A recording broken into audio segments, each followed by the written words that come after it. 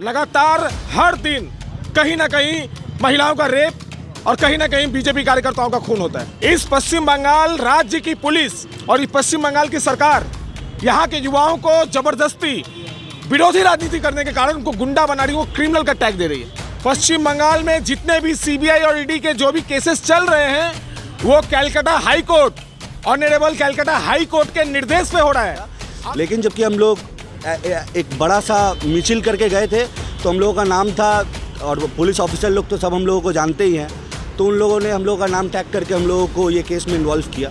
गलत काम तो कर रहे हैं, अभी खून घटेगा बढ़ेगा, उसी के लिए तो खून तो जाएगा हॉस्पिटल में, सरकारी हॉस्पिटल में जाएगा, हम लोग तो रखेंगे नहीं।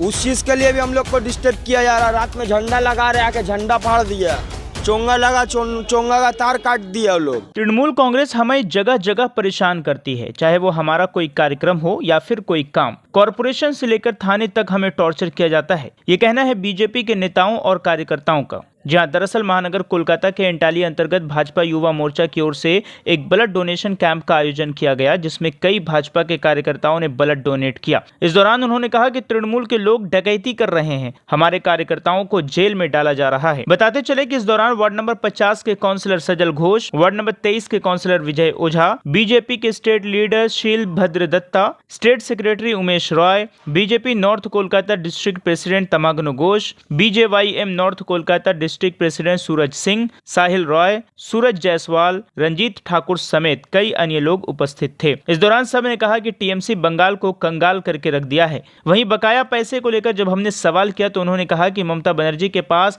कोई हिसाब नहीं है, बस ऐसे ही ममता बनर्जी आरोप लगा रही हैं। इस दौरान टीएमसी पर तंज कसते हुए उन्होंने कहा कि हमारे कार्यकर्ता बिरयानी लेकर ब्लड नहीं देते हैं। आइए सुनते हैं। देखिए, आप लोग देख पा रहे हैं मेरे पीछे एक बैनर लगा हुआ है, इसमें 218 कार्यकर्ता जो भारतीय जनता पार्टी के, जिन्होंने पश्चिम बंगाल में भारतीय जनता पार्टी करने के कारण जिन लोगों को मौत के घाट उतार दिया गया, और ये पूरे बंगाल में हर जिले में हुआ है।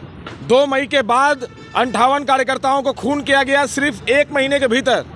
उसके पहले भी खून किया गया, उसके बाद भी खून किया गया, और अभी कुछ दिन पहले मिहिर विश्वास को मारा गया हमारे कल्याणी में।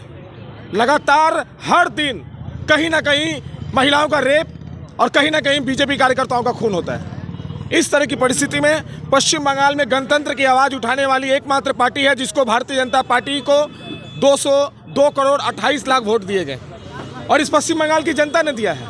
ये 2 करोड़ 28 लाख आशीर्वाद लेकर हमें पश्चिम बंगाल के भारतीय जनता पार्टी को, हम लोगों को यहाँ की जनता ने अपना स्पोक पर्सन बनाया है। उन्होंने कहा है कि आप हमारी आवाज़ उठाइए, हम विरोधी राजनीतिक दल के हिसाब से उनके द्वारा प्रतिष्ठित है, हमें उन्होंने यहाँ पर बैठाया है और हम इस सवाल को पूछ रहे हैं, और इस सवाल को पूछने के कारण आज हमें यहाँ पर मौत के घाट उतारा जा रहा है। इस सब तरह की परिस्थिति में खड़े होकर एक आदमी जो 84 दिन जेल खट के आता है नवरत्न अभियान में, वो खड़े होकर क्या कर रहा है? ब्लड डोनेशन कैंप कर रहा है, उसको गुंडा बनाया जा रहा है। इस पश्चिम बंगाल राज्य की पुलिस और इस पश्चिम बंगाल की सरकार यहाँ के युवाओं को जबरदस्ती विरोधी राजनीति करने के कारण उनको गुंडा बना रही है, वो क्रिमिनल का टैग दे रही है। 307 दिया गया है। चोरी करने वाले को पुलिस पकड़ेगी। अगर आप चोरी कर रहे हैं और चोरी करने के बाद आप चाहते हैं कि आप तृणमूल कांग्रेस करते हैं तो आपको ना गिरफ्तार किया जाए, ऐसा हो नहीं सकता है। सीबीआई और ईडी को केंद्र के निर्देश पर इंक्वायरी करने के लिए नहीं कहा गया है। ये अनपढ़ गंवार लोग हैं, ये टीवी पर आकर लोगों को झूठ बोलते हैं।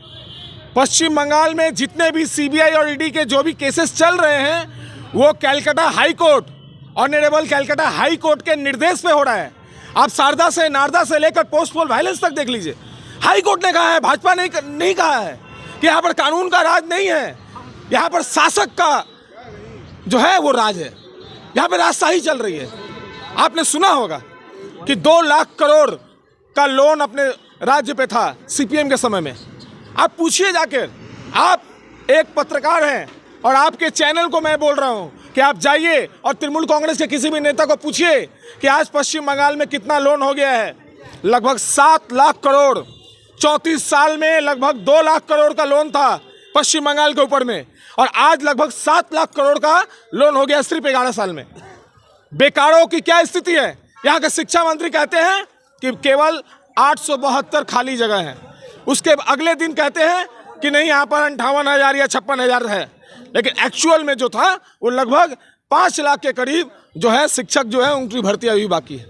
ये आंकड़ा और भी ऊपर नीचे हो सकता है, मैं उसमें नहीं जा रहा हूँ, लेकिन सरकार झूठ बोल रही है, सरकार मीडिया के सामने झूठ बोल रही है। और जब झूठ बोलते हैं तब आपके आंकड़े जो है, आपने राहुल गांधी को देखा होगा, राफेल में कभी बोलते थे कि इतना लाख, कभी बोलते इतना करोड़, कभी बोलते इतना रुपया।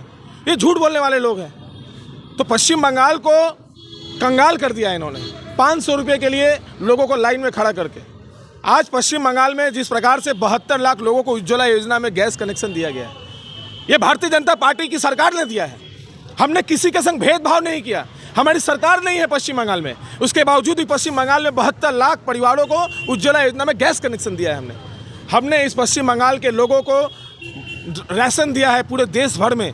विश्व का सबसे बड़ा खाद्य बंटन का जो कार्यक्रम है, जब कोरोना में देश दिवालिया हो रहे थे तब हमने वैक्सीन बना के फ्री में दिया इस देश के लिए, इस देश के लोगों के लिए। अगर पहले कोई सोचती है तो नरेंद्र मोदी को सोचते हैं। 3 महीने तक हमने गैस का फ्री डिलीवरी दिया उज्ज्वला योजना में। हमने 3 महीने तक 500 रुपये करके महिलाओं के अकाउंट में भेजा। हमने इस देश के बारे में सोचा है, क्योंकि हम अंतिम व्यक्ति तक पहुंचना चाहते हैं। पंडित दीनदयाल उपाध्याय जी ने कहा था, हमारे सह संस्थापक ने, कि एकात्म मानववाद।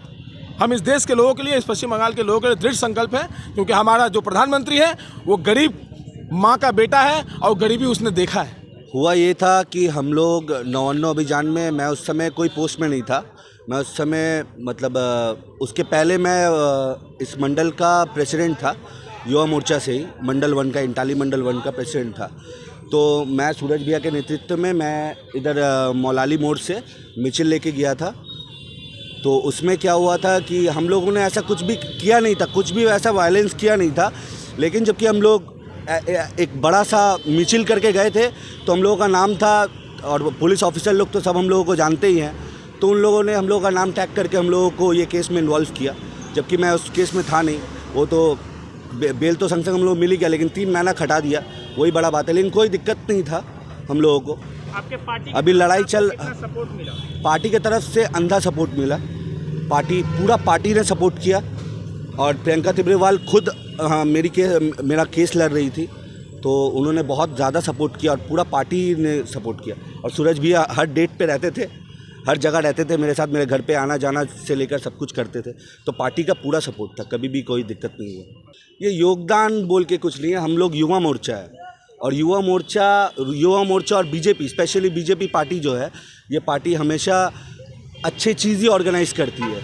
ये पार्टी कभी हम लोगों का अरेंजमेंट आप देख सकते हैं, हम लोग का अरेंजमेंट में ऐसा कुछ बड़ा कुछ नहीं है। हम लोग नॉर्मल सा अंडा और केला खिला रहे हैं सबको, उसमें ही इंसान आके ब्लड दे रहे हैं। हम लोग कुछ ज़्यादा बिरयानी या वैसा कुछ तो किए नहीं है, या कोई गिफ्ट, बड़ा गिफ्ट क्या बोलते हैं, टीवी हो या कुछ हो जैसे टीएमसी वाले लोग करते हैं, बट वैसा तो हम लोग नहीं कर रहे हैं।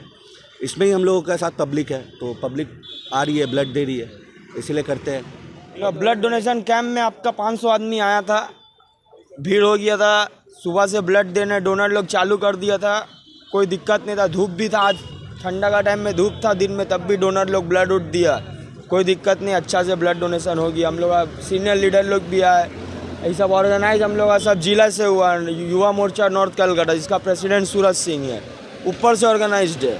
हम लोग, वही लोग तो परेशान कर रहे हैं इधर, ये तो ब्लड डोनेशन करने के लिए 10 दिन परमिशन लेने के लिए करो, गलत काम कर रहे हैं हम लोग, गलत काम तो कर रहे नहीं। अभी खून घटेगा बढ़ेगा, उसी के लिए तो खून तो जाएगा हॉस्पिटल में, सरकारी हॉस्पिटल में जाएगा, हम लोग तो रखेंगे नहीं।